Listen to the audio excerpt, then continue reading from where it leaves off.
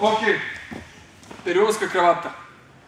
Imamo mi još završnica ovde iz ovoga sprawl on backa, imamo T-Rex, imamo, možemo i anakondu, ovu giljotinu da čupamo takođe, ali za sad samo ove tri radimo. Sada radimo perionsku kravatu. Tu smo! U jednom trenutku, dakle, kada odlučimo da hoćemo da radimo završnicu, opet prelazimo u headlock. Primećujemo da sve tri završnice, i anakonda, i bravo, i perionska kravata, idu iz headlocka.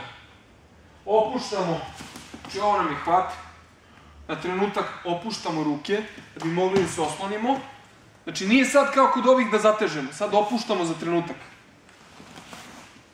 Tu sam, oslonim se na pesnicu, priđemo ovde, na prstima sam, skočim, što više tu, poenta je da noge dođu što više ako mogu, što više dođu noge to je bolje.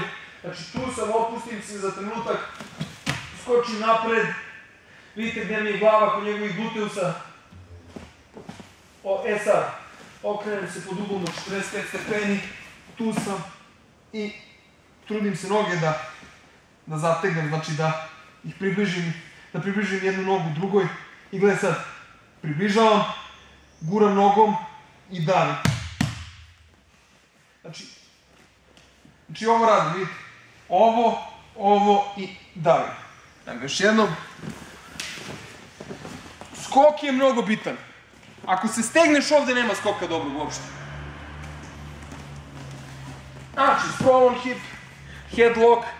U jednom trenutku moram da priđem, da se opustim i da skočim. Pogledajte, glava ide ovde, kod gluteusa. Skroz sam do ovde skočio. Sad ću da ga zategnem. Okrećem se 45 stepeni, tu sam.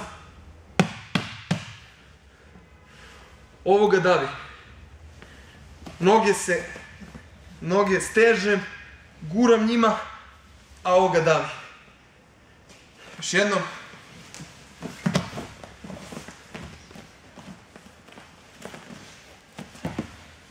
Tu sam, sprawl on back, sprawl na leđima, tu skočiš, tu sam ga zategao sad.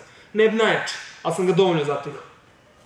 45 stepeni okret, pada i što pre ova noga. Da vidim. Dobro je, ajmo još to.